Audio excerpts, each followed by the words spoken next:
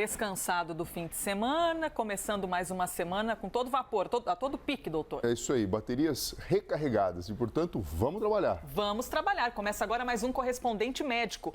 Você pode participar com a gente, viu? Hashtag Correspondente Médico. Aliás, já responda pra gente uma pergunta. Vai lá no Twitter e deixa a sua opinião. Será que já é o momento exato, correto, para liberar casas noturnas, as baladas, boates, shows? Você se sentiria seguro para ir a alguma festa neste momento? Responde pra gente, hashtag Correspondente Médico. Alguns lugares do mundo já estão apresentando assim um começo desse retorno. E não só a festa em si, mas que também seja um momento experimental para levantar informações sobre Covid-19. Essa imagem que você está vendo é real, é de agora, viu? Não é lá de 2019, nos tempos em que a gente vivia leve, solto, curtindo a vida. Isso aí é no Reino Unido. Uma rave juntou cerca de 3 mil pessoas e, como você está observando, todo mundo sem máscara. O evento faz parte de um estudo para saber quais locais podem ser reabertos com segurança. Lembrando que, além dessa imagem da rave no Reino Unido, a gente comentou aqui na semana passada de uma festa em Barcelona, na Espanha, 5 mil pessoas aproveitando um show, só que a imagem era diferente, todo mundo com máscara, né, doutor? E a gente observando todas as pessoas mascaradas e foram, inclusive, testadas antes e depois do show. Aqui no Brasil também tem exemplo disso, viu? Santa Catarina liberou a realização de eventos em casas noturnas, casas de shows e também pubs. Doutor Fernando Gomes, para falar de Santa Catarina especificamente, a gente tem aqui algumas informações para repercuti-las com o doutor. Bom, começando ali pela quantidade de gente que vive em todo o estado, né? Mais de 7 milhões. E o número alto de casos, hein, doutor? 891.697 casos, 13.628 mortos, com uma taxa de letalidade já conhecida, né, de 1,5%. Então, assim, são números, né, que chamam a atenção. Pois é, esse 1,5% é considerado ok ou é muito, é pouco? O grande problema dessa doença é o número de pessoas acometidas ao mesmo tempo. Então, quando você olha para uma determinada infecção, essa taxa, ela não representa algo extremamente que foge da curva e que é muito diferente. É lógico que é uma doença que nós respeitamos, porque de fato ela comete a saúde do corpo físico. Mas o grande problema é que a gente vive hoje um tempo de pandemia. Então, você multiplica isso pela quantidade enorme de casos ao mesmo tempo, você pode imaginar o sofrimento, o desgaste e a quantidade de trabalho para a área da saúde para tentar reverter esse número em taxas cada vez menores. Doutor, a gente tem aqui, aqui no fim a informação para completar 15 de 16 regiões com risco gravíssimo de transmissão no estado de Santa Catarina. Por isso que traz o questionamento de será que é o momento de liberar já festas, essa aglomeração como a gente tem visto em outros lugares? A gente já viu Santa Catarina protagonizar momentos terríveis, né? De ter pessoas morrendo, perdendo a vida numa fila de espera justamente por não conseguir receber o atendimento apropriado. Isso já é um passado recente, mas já ficou no passado. Doutor, quase 900 mil casos confirmados de Covid. Esse número evidentemente assusta, mas o senhor falou uma coisa agora interessante, que o problema é que todas as pessoas se infectem no mesmo momento. Por isso esse vai e vem das restrições, não é mesmo? Isso, e por isso essa grande preocupação com as aglomerações, onde você poderia ter um espalhamento muito rápido e eficiente do coronavírus, causando um grande número de casos. Por isso que, assim, é perfeitamente compreensível, né? A vontade das pessoas de ter uma vida normal, principalmente dos mais jovens, né, de poder se encontrar socialmente, se divertir, se abraçar, poder cantar, dançar a noite inteira. Você imagina a saudade que as pessoas não têm, ao mesmo tempo a necessidade da própria economia girar, e por isso a gente sabe que pessoas trabalham, porque quando tem uma festa, né, Elisa, existe todo um trabalho de bastidor, porque não é só a festa, existe trabalho de muitas pessoas e a economia acaba girando. Então, é muito salutar essa preocupação.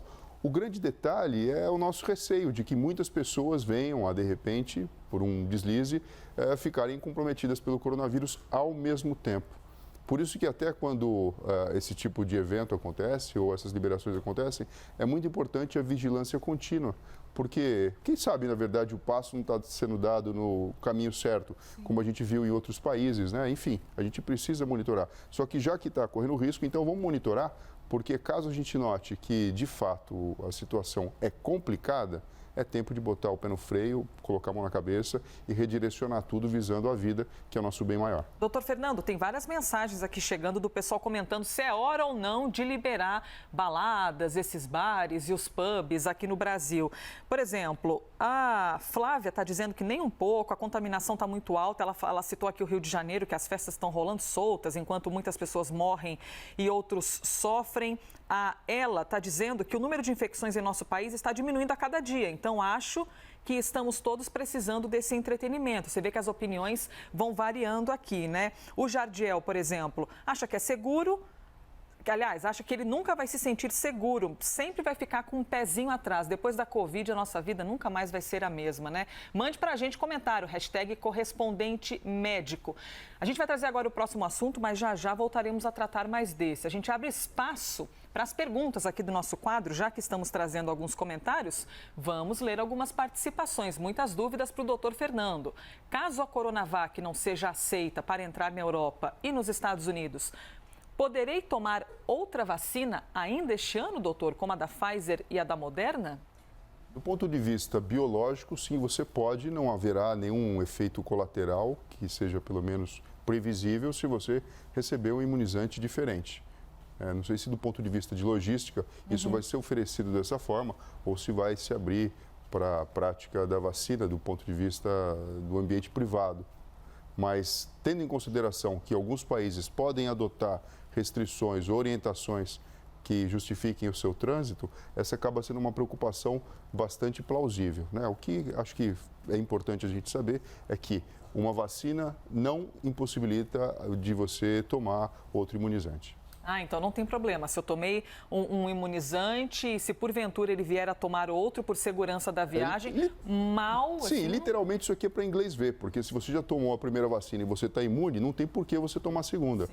Mas se é para inglês ver, no caso americano ver, se for necessário, então você segue o protocolo, senão você não vai conseguir entrar no país, se todos esses pontos forem colocados em prática propriamente dito. Nós veremos agora, já estamos vendo, né, mas cada vez mais os protocolos de cada local, né, de cada país para receber ou não os turistas. É por isso que a Organização Mundial de Saúde tem um papel tão importante em balizar isso e tentar equilibrar, né? A gente está vivendo um período de pandemia, então por mais que a gente tenha a possibilidade de termos a nossa casa, né, organizada em forma de nação e país, a gente vive num mundo globalizado. Por isso que é importante, justo, honesto, desde que o comércio funcione de forma adequada, o trânsito de pessoas também, e não tem jeito, é uma normatização, alguma coisa maior que possa padronizar e ajudar o ser humano a entender isso, e aqui eu falo ser humano, né, dos diversos países, para que a gente não possa, na verdade, ficar batendo cabeça com coisas que não têm sentido, inclusive pela ciência internacional. Mais uma pergunta que temos aqui, Silvana Nelly foi quem mandou a questão para a gente. Bora lá então para a pergunta. Minha mãe está tomando antibiótico. Ela pode tomar a segunda dose da vacina da Covid ou deve esperar algum tempo após terminar o medicamento, doutor? Vamos lá. O antibiótico ele funciona para combater uma infecção bacteriana.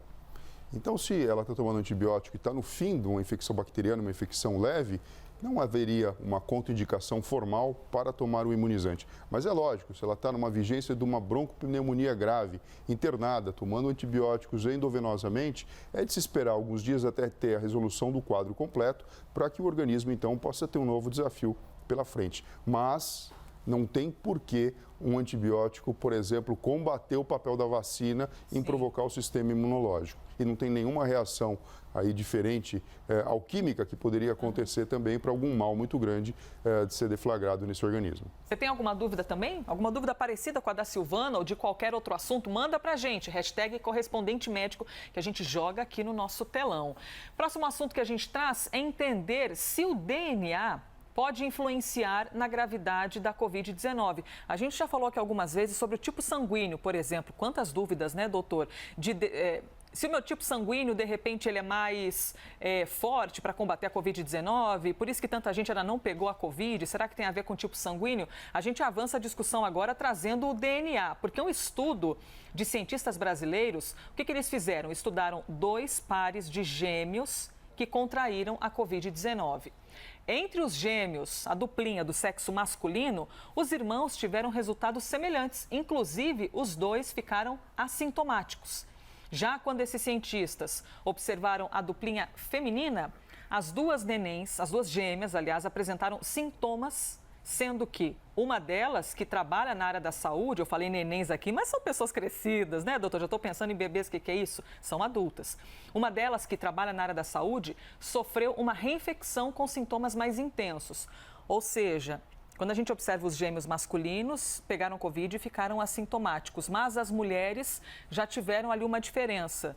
O que significa isso, doutor? Bom, a amostra é pequena para a gente pensar alguma coisa em termos de diferença de gênero, né? Pode ter sido uma coincidência e também o número de gêmeos estudados foi pequeno. Sim, só 2 pares, Sim, né? isso não é novidade. Na ciência se estuda gêmeos idênticos como uma forma de você tentar isolar o que você tem de carga genética, porque os gêmeos idênticos têm o mesmo material genético.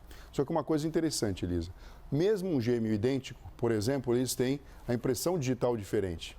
Porque durante o desenvolvimento do bebê dentro do útero, o contato com o líquido amniótico e com todo aquele ambiente faz com que a rugosidade das extremidades seja diferente. O que eu estou querendo dizer com isso? Um está no cantinho do útero, o outro está no outro cantinho e, portanto, o estímulo acaba sendo diferente. A mesma coisa a gente está observando aqui em relação ao sistema imunológico. No decorrer da vida, eles não são mais bebês, né? No decorrer da vida, eles tiveram infecções diferentes, tiveram situações imunológicas diferentes, estimuladas por ambientes diferentes que frequentaram, por remédios diferentes que acabaram utilizando, enfim, por alimentação, atividade física e tudo diferente. E a gente acaba vendo numa situação como essa, né? Todos os participantes, pelo que a gente pode perceber, uma trabalhava na linha de frente na área da saúde. O que tinha de característica era um contato possível muito maior com o coronavírus. Mais exposta ao vírus. Mais exposta e, naturalmente, por mais que o sistema imunológico dela seja geneticamente semelhante à da irmã, idêntica, a resposta foi diferente. Provavelmente porque o estímulo dado foi um estímulo muito maior do que o que a irmã recebeu. Então a gente pode dizer que o DNA não tem tanta força assim para definir se uma pessoa vai se infectar ou não. A gente não considera tanto isso? A gente considera, Elisa, só que não é algo que seja 100% determinante. Sim. Então a genética ela é importante, mas todo o estímulo que existe pela própria vida e experiência das pessoas acaba tendo uma força bastante grande. Por isso que a vacina é igual para todas as pessoas com um sistema imunológico geneticamente diferente. E cada um reage de uma maneira diferente recebendo essa vacina, independentemente se for gêmeo ou se for um filho solitário ali. Cada ser humano reage de uma maneira, né? Exato. É de a gente esperar que quem tem a carga genética semelhante tenha um padrão de resposta mais parecido. É de se esperar. Mas um estudo como esse, por exemplo, mostrou alguma coisa diferente. Se bem que a gente não avaliou vacina aqui, simplesmente a exposição a um mundo com pandemia. Quem sabe em breve tenhamos, né, aí amostras de estudos envolvendo gêmeos vacinados. Pode ter certeza que a gente vai trazer aqui para vocês. O nosso próximo tema é sobre uma pessoa que tem uma doença rara e por meio da música consegue benefícios. A Tabitha Hali sofre de uma doença chamada de atrofia muscular espinhal. É um mal degenerativo que afeta os movimentos e também a respiração dela. E veja só, uma das terapias que ela faz é cantar, é exercitar o canto para ajudar na respiração. Antes de conversar aqui, vamos ouvir evidentemente um pouquinho da voz dela. No sheep, no shepherd, no surprise. Stop categorizing the type. If you measure me by what I will do. Tá aí um pouquinho da voz dela que canta para conseguir benefícios. A gente conversou com a médica Renata Arbex, que falou com a gente sobre a importância da música em casos como esse. Vamos ouvir então.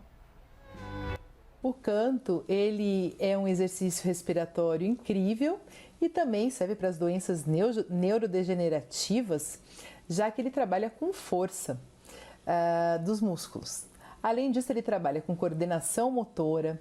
Os pacientes que cantam, eles melhoram a autoestima, autoconfiança, reduz estresse, reduz depressão, melhora a memória.